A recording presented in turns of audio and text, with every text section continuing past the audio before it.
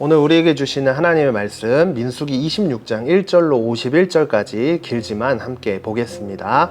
재앙이 있은 후 여호와께서 모세와 제사장 아론의 아들 엘르아살에게 말씀하셨습니다. 20세 이상으로서 군대에 갈 수 있는 사람의 수를 가문별로 등록해 온 이스라엘 회중의 수를 세라. 그래서 요단강 여리고 건너편의 모압 평원에서 모세와 제사장 엘르아살이 그들에게 말했습니다. 여호와께서 모세와 이집트에서 나온 이스라엘 자손에게 명령하신 대로 20세 이상인 사람들의 수를 세라. 르우벤은 이스라엘의 맏 아들입니다. 르우벤의 자손들은 한옥에게서 난 한옥 가족과 발루에게서 난 발루 가족과 헤스론에게서 난 헤스론 가족과 갈미에게서 난 갈미 가족이 있는데 이들이 르우벤 지파의 가족들로서 그 수는 43,730명이었습니다. 발루의 아들은 엘리압입니다. 엘리압의 아들들은 느무엘과 다단과 아비람입니다. 다단과 아비람은 회중 가운데서 부름을 받은 사람들이었으며 고라의 무리가 여호와를 대적할 때 그 무리 속에서 모세와 아론을 대적한 사람들이었습니다. 그때 땅이 입을 열어 고라와 함께 그들을 삼켜버려 그 무리가 죽고 또 불이 250명을 불살라 버린 것은 본보기가 됐습니다. 그러나 고라의 자손은 죽지 않았습니다.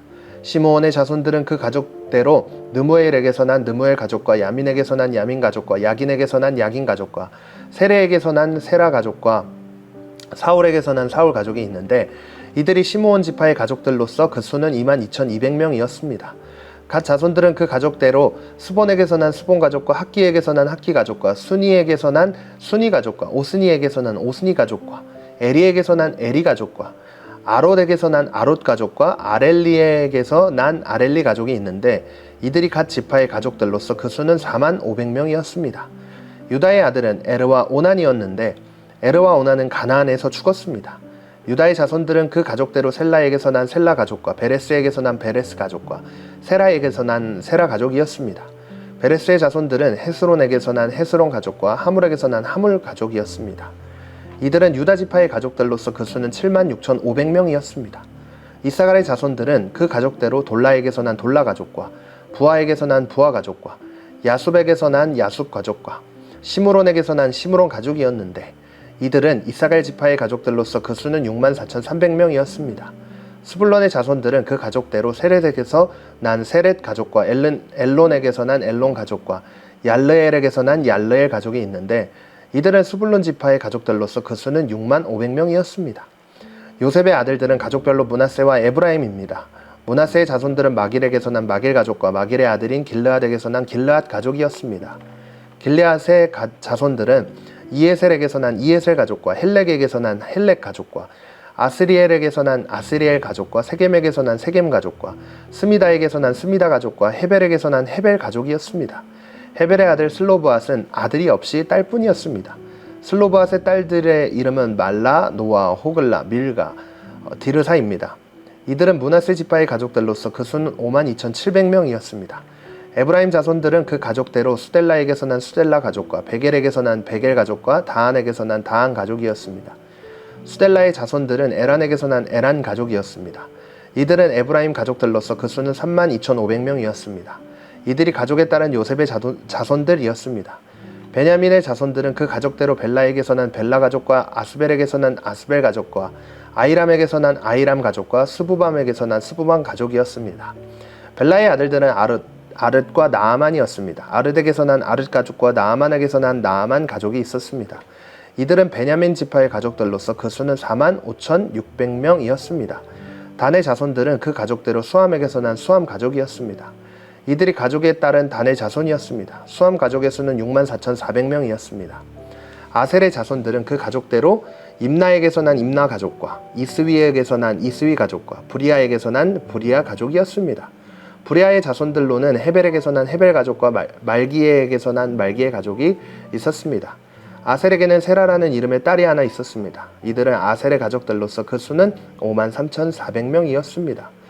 납달리의 자손들은 그 가족대로 야셀에게서 난 야셀 가족과 구니에게서 난 구니 가족과 예셀에게서 난 예셀 가족과 실렘에게서 난 실렘 가족이었는데 이들은 납달리 가족으로서 그 수는 45,400명이었습니다. 이스라엘 남자들의 수는 다 합쳐 601,730명이었습니다. 아멘. 오늘 말씀이 참 길었죠. 어제 말씀을 통해 약 24,000명이 죽고 난 뒤 하나님은 모세에게 명령해서 인구조사를 하게 되었습니다. 그래서 이스라엘 12지파에 속한 사람들이 얼마나 있는지 알아보기 시작했는데요.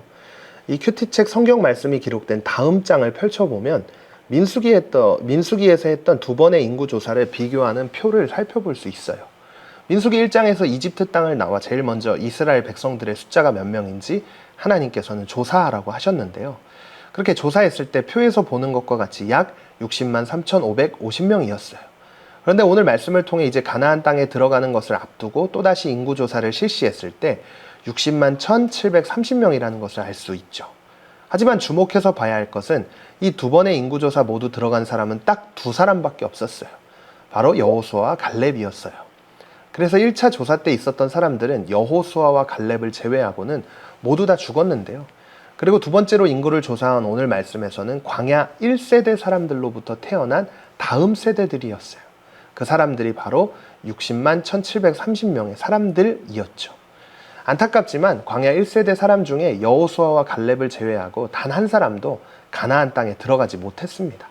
왜 못 들어갔는지 기억나시나요? 가나안 땅을 정탐하기 위해 12명의 정탐꾼을 그 땅에 보냈지만 10명의 정탐꾼들은 부정적인 내용을 이야기했죠. 그런데 백성들은 그 이야기를 듣고 불평하기 시작했어요.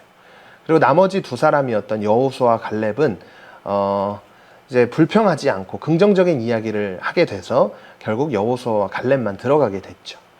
오늘 말씀에서 조사된 사람들 중 광야 1세대 사람들은 포함되지 않았다. 앞서 이야기했는데요. 우리가 1장에서 인구조사한 내용을 통해 약 60만 명이라는 광야 1세대 어른들은 다 죽었지만 오늘 말씀을 통해 비슷한 인구가 2세대로부터 유지되고 있다는 걸 알 수 있습니다. 한 2,000명 정도밖에 차이가 나지 않는 것을 볼 수 있죠. 그래서 백성들은 이 인구조사를 통해 하나님께서 하나님의 백성들을 지켜주시겠다고 약속하신 그 약속이 이루어졌다는 것을 깨닫게 되었을 거예요. 그리고 이 인구조사를 통해 하나님께서는 약속을 이루시는 분이라는 사실을 깨닫게 하시고 그 하나님을 더 굳게 신뢰하고 믿을 수 있도록 잠시 재정비를 하라고 시간을 허락하신 것이라고 할 수 있습니다. 그래서 우리도 바쁜 일상을 보내고 있지만 그 가운데 하나님의 은혜를 묵상하고 기억할 수 있는 시간이 필요하다라는 것을 깨닫게 됩니다. 그래서 오늘 말씀을 통해 하루 10분 나를 위해 십자가를 지신 예수님을 기억하고 묵상을 해봅시다. 그렇다면 우리의 믿음은 흔들리지 않고 하나님 앞에서 온전한 믿음으로 자라갈 수 있게 되리라 믿습니다. 자, 첫 번째, 지금까지의 내 삶이 광야의 여정이라면 여기까지 하나님께서 나를 어떻게 인도하셨고 앞으로는 어떻게 인도하실까요? 두 번째, 오늘 말씀을 묵상하며 잠시 멈추어 내 영적 상태를 체크해 보세요. 다시 가다듬어야 할 부분, 관계, 마음가짐, 삶의 습관 등은 무엇인가요? 잠시 잠깐의 쉼과 여유를 통해 몸과 마음이 온전해질 수 있듯이 신앙도 믿음도 잠시 잠깐의 재정비가 필요합니다. 나에게 주신 하나님의 은혜를 기억하는 것, 그것이 바로 우리가 해야 할 재정비라는 것을 기억하면서 함께 기도하겠습니다. 하나님, 오늘 말씀을 통해 하나님께서 저에게 주신 은혜를 기억하며 제 믿음을 재정비할 수 있도록 말씀을 통해 알게 해주셔서 감사합니다.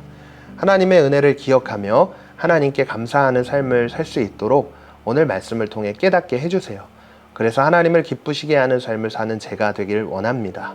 성령님, 오늘도 함께 해주세요. 예수님의 이름으로 기도드립니다. 아멘.